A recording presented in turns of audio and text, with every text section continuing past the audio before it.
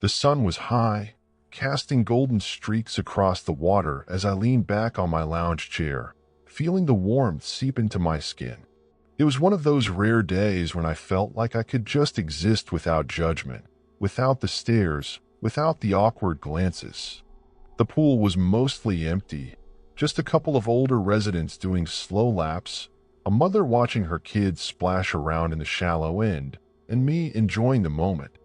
I wasn't doing anything outrageous. I wasn't being loud. I wasn't breaking any rules.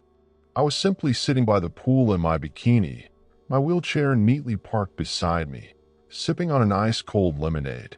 But peace is a fragile thing, and in an HOA community where the rules were enforced by people who had nothing better to do, I should have known it wouldn't last. I didn't hear her at first, but I felt it, the unmistakable sensation of being watched. A prickling at the back of my neck, a shift in the atmosphere. Then, the sound of flip-flops smacking aggressively against the concrete. I sighed, already knowing exactly who it was before I even turned my head. Karen, the self-appointed guardian of the neighborhood, the woman who had made it her life's mission to enforce every minor HOA rule, as if she were a federal agent cracking down on high-profile criminals. I had seen her harass people over mailbox colors, lawn decorations, and trash can placement, but I had mostly managed to stay off her radar. Until now. She stopped a few feet away from me, arms crossed tightly over her chest, her expression twisted into a mixture of disgust and disapproval. "Excuse me," she said, her voice laced with artificial politeness.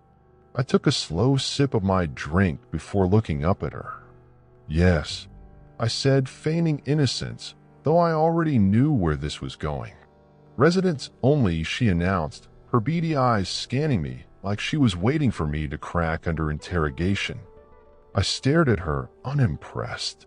"I'm a resident," I said, keeping my voice level. That should have been the end of the conversation, but Karen wasn't one to accept an answer that didn't fit her narrative. She let out a short, humorless laugh, then tilted her head. "Really?"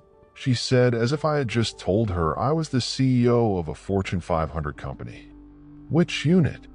I clenched my jaw. "Unit 3B.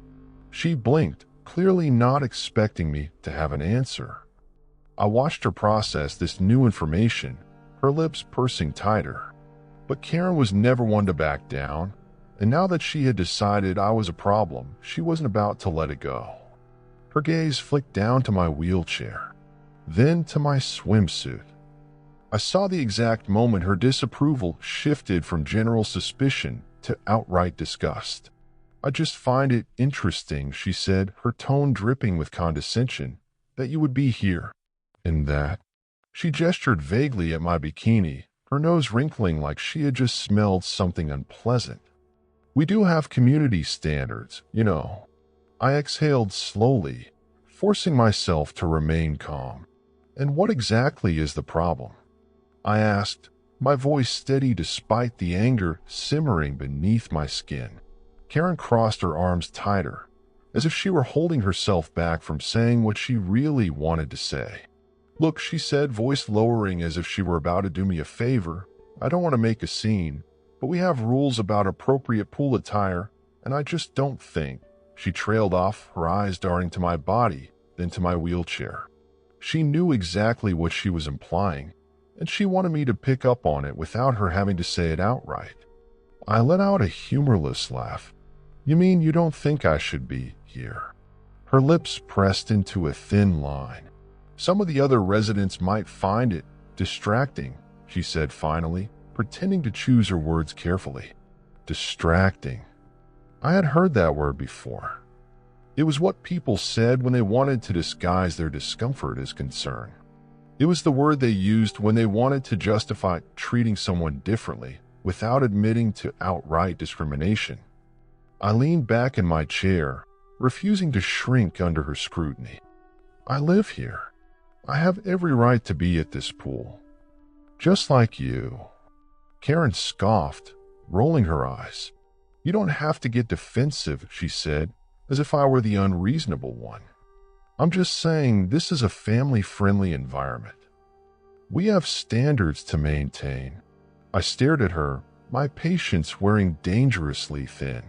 Are you seriously telling me that I, a grown woman, can't wear a bikini at my own community pool?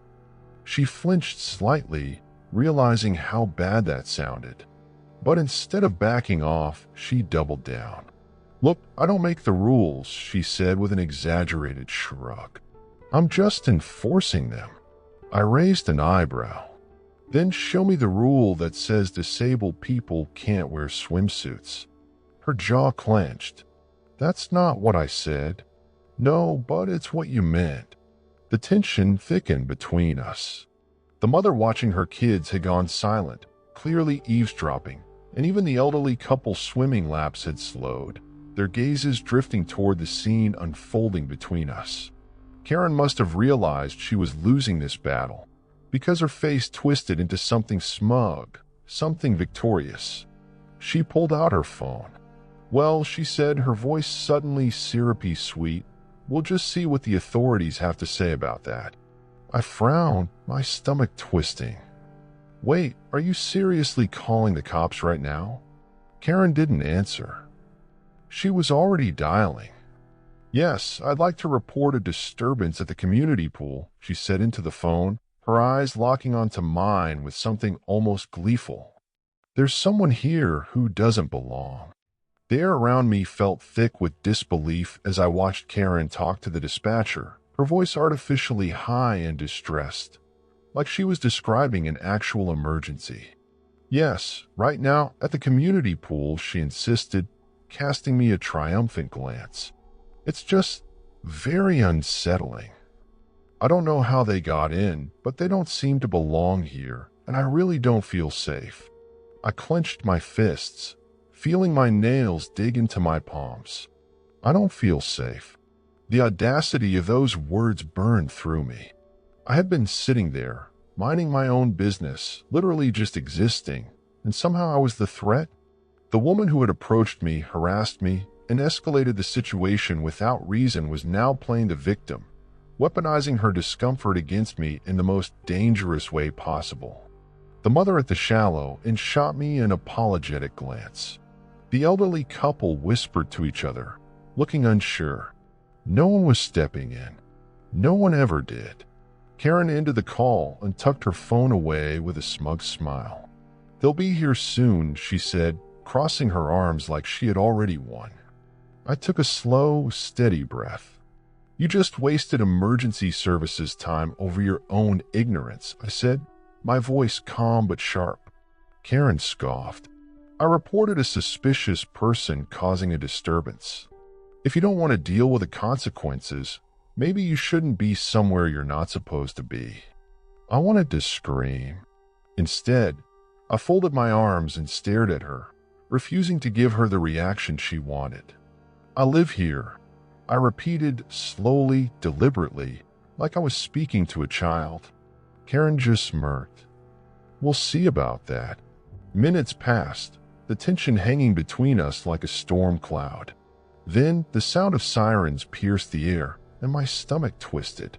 2 officers in full uniform walked in through the pool's side gate, scanning the area before their eyes landed on me. Karen immediately launched into her performance, turning to them with wide, innocent eyes. Officers, thank God you're here. She gestured dramatically at me. I was just so uncomfortable. I don't know how they got in, but they've been acting hostile and making a scene. I barked out a laugh. Are you serious? One officer, a tall man with a stiff posture, turned to me. Ma'am, we got a report of a disturbance. Can you tell us what's going on? Yeah, I said, my patient's gone. I was sitting here in my own community pool when she decided that I didn't belong and called you over a complete lie. The second officer, a woman with a slightly softer expression, frowned. You're a resident here. I gestured toward the building. Unit 3B.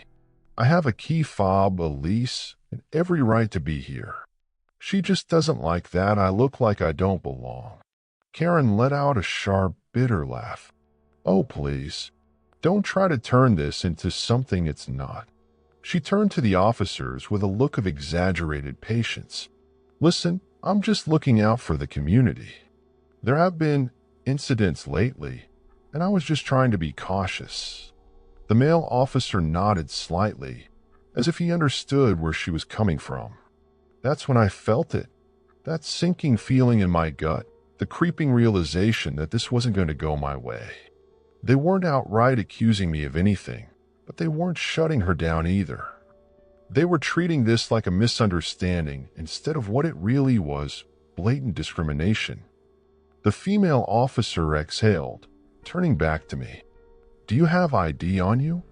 I set my jaw. I have my key fob in my bag. Karen smirked. See? If she really lived here, she'd have ID ready.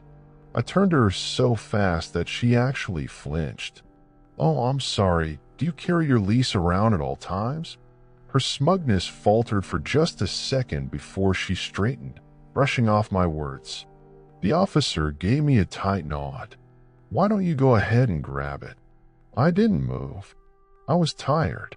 I was exhausted of people like Karen, of situations like this. But I knew how these things worked. If I refused, I'd be uncooperative. If I complied, I'd be too defensive. Before I could decide, a voice cut through the air. That won't be necessary. Everyone turned. And there he was, my lawyer. He wasn't just any lawyer. He was someone I had been in contact with for weeks now, ever since the HOA started making life very difficult for disabled residents. The kind of lawyer who knew exactly what he was walking into. The kind of lawyer who lived for moments like this. He strode in like he owned a place, his polished shoes clicking against the pavement. He barely spared Karen a glance before focusing on the officers. My client doesn't need to prove anything to you. She lives here. She has every right to be here. And your presence here is based on false pretenses provided by that woman right there. Karen's face went pale. Excuse me, who are you? My name is Daniel Carter, legal representative for multiple residents in this community, he said smoothly, pulling a folder from his briefcase. And I have documentation that proves that the HOA, particularly certain board members, have been engaging in discriminatory practices. He glanced at Karen. That includes multiple harassment complaints against you. Karen's mouth snapped shut. The officers shifted uncomfortably. The male one cleared his throat. Sir, we were just responding to a call. Then consider your job done, my lawyer said, his tone sharp. You've confirmed there is no disturbance, and if you stay any longer, I'll consider this harassment of my client, which I will be documenting. Silence. The female officer turned to me, clearly over the situation. You're okay. I exhaled, nodding. I was until all of this. The officers exchanged glances. Then, mercifully, they turned back to Karen. Ma'am, unless you have a real emergency, you need to stop calling 911 for personal disputes. Karen's face turned red. But the officer interrupted. This is the second time this month we've been called out here for something that wasn't an actual crime. If this happens again, you could face consequences. Karen's lips trembled. She looked from the officers to my lawyer to me. For the first time, her confidence was cracking. I leaned back in my chair, crossing my arms. Looks like you're the one who doesn't belong. Her face twisted into a snarl, but she said nothing. The officers left, and for the first time all day, Karen didn't have anything to say either. But my lawyer wasn't done. He turned to me, expression serious. It's time we really hold the HOA accountable. And with that, the fight was just getting started. Karen was still standing there, her face frozen somewhere between rage and fear, but she had lost her voice. For once, she wasn't the one in control. My lawyer, Daniel, didn't even spare her another glance. His focus was entirely on me. We need to move forward with this, he said, his tone firm but calm. This isn't just about today. This is about every single time they've tried to push you and other disabled residents out of this community. I nodded slowly, my body still tense from the confrontation, but my mind was catching up.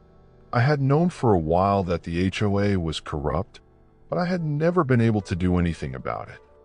The fines they threw at me for violating community standards when my ramp was an approved accessibility edition.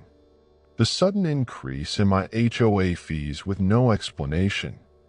The accidental denial of my pool key fob activation twice. The time they tried to claim my wheelchair left scuff marks on the sidewalk and threatened to charge me for it. I had been documenting it all, but I never thought I'd get the chance to fight back. Daniel, however, had been waiting for this moment. He adjusted his tie and pulled out another folder from his briefcase, flipping it open with a practiced ease. Do you want to see just how deep this goes? Karen took a half step back, her lips pressed into a thin line. This is ridiculous. Daniel didn't even look up.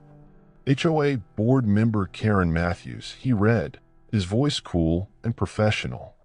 Multiple documented complaints against you for harassment, discrimination, and selective enforcement of HOA rules. Let's see. He pulled out a page. Here's a complaint from 3 months ago when you told an elderly resident that she should consider moving somewhere easier to manage when she asked about getting an accessibility ramp for her front steps. He pulled out another paper. Oh, and here's one where you tried to fine a veteran for parking in a handicapped spot, even though he has the only legally issued disabled parking permit in the entire complex. Karen's face was turning blotchy. I was just following protocol. Daniel flipped another page. And here's a fun one. A formal warning issued to you from the HOA's legal counsel last year after you unlawfully tried to evict a wheelchair user for violating the aesthetic harmony of the neighborhood because his chair was visible outside his unit. He tilted his head. That one almost became a lawsuit. The HOA paid him off quietly, didn't they? Karen's hands clenched into fists. But Daniel wasn't done. He turned to me. Do you remember that special meeting the HOA had last summer? I frowned. The one they didn't invite me to? He nodded. That's the one. He pulled out yet another document. Internal emails show that the main discussion point was whether or not they could legally impose new health and safety regulations that would restrict non-traditional residents from using shared amenities. My stomach turned. Non-traditional? Do I speak for anyone they don't like? Daniel said dryly. Their lawyer told them it was a legal nightmare waiting to happen, so they dropped it, but not before Karen here suggested they implement a community fitness assessment for pool access. For safety reasons. My mouth fell open. You mean? She wanted to make disabled residents take a test to prove they were fit to swim, he confirmed, snapping the folder shut. Karen's entire body was shaking now. That's not true. I was just trying to make sure everyone was safe. Daniel finally looked at her, his expression unreadable. And yet, somehow, only disabled residents seemed to be your main concern. Silence. The few people still at the pool were staring openly now. The mother with the kids looked horrified. The elderly couple had moved closer, whispering to each other. Even the lifeguard on duty, who had been conveniently quiet up until now, seemed to be realizing that this was bigger than just a petty argument. I took a deep breath. So what do we do next? Daniel smiled, but there was no warmth in it. We sue. Karen let out a strangled noise. Sue. Daniel turned to her. You illegally discriminated against my client. You've harassed her. You called the police on her under false pretenses. And now, thanks to your own actions, we have witnesses and evidence of a pattern of discrimination. He stepped closer. So yes, we're suing. Karen's breath was coming in short, panic gasps now. She turned wildly to the lifeguard. Do something. You saw everything. Tell them she was making a scene." The lifeguard hesitated. His eyes flicked to me, then to Daniel, then back to Karen. Uh, Karen's expression turned desperate. "Well," the lifeguard swallowed hard. Then, after a long, excruciating pause, he cleared his throat. "I didn't really see her do anything wrong." Karen let out a strangled noise. Daniel clapped his hands together. "Perfect. Another witness." He pulled out a business card and handed it to the lifeguard. "If you'd be willing to provide a statement, we'd greatly appreciate it." Karen spun back to me, her face a mask of fury. "You think you're so clever," she spat. "But this isn't over." I tilted my head. "Actually, I think it is." Her mouth opened and closed like she wanted to argue, but there was nothing left to say. She turned on her heel and stormed away, her flip-flops smacking against the pavement with every furious step. Daniel let out a small chuckle, tucking his papers back into his briefcase. "And that," he said, "is how you handle an HOA Karen." But I knew this wasn't over yet. Not really. Because this wasn't just about her. This was about the entire HOA, and they were about to pay for everything they had done. The next few weeks were a whirlwind of legal filings, HOA meetings turned battlegrounds, and a growing storm of community backlash that Karen and her allies never saw coming. Daniel didn't just move forward with my case. He tore through every shady HOA policy, every discriminatory practice, and every illegal action they had tried to sweep under the rug. And the best part, I wasn't alone. It turned out I wasn't the only one who had been harassed, overcharged, or subtly pushed toward leaving. As soon as word got out that someone was actually fighting back, more residents started coming forward. The elderly veteran Karen had targeted. He had been hit with multiple violations over his accessibility ramp. A single mother with a neurodivergent child. She had been fined for excessive noise, despite multiple witnesses confirming that her kid was no louder than anyone else's. A black couple down the street. They had received 4 notices about unauthorized guests, just because their extended family visited frequently. This wasn't just about me. This was about everyone Karen and the HOA had ever tried to control, intimidate, or push out. And suddenly the board was panicking. It started with emails, vague, polite, "Let's resolve this amicably" messages that Daniel promptly ignored. Then came the in-person friendly discussions at HOA meetings, where board members tried to gaslight me into believing this was all just a misunderstanding. But Daniel was a shark, and every time they tried to shift blame, he shut them down with receipts, witness statements, and state housing laws. Then came the threats. Karen, in a last-ditch effort to regain control, sent me a cease and desist letter, an absolutely laughable attempt to intimidate me into dropping the case. She claimed I was harassing her, defaming her, and creating a hostile environment for the HOA board. Daniel read it, snorted, and immediately sent back a response that basically boiled down to "nice try. See you in court." And then came the final blow. The lawsuit wasn't just moving forward, it was getting attention. Local reporters started sniffing around, and when they caught wind that the HOA had a history of discriminating against disabled and marginalized residents, they ran with it.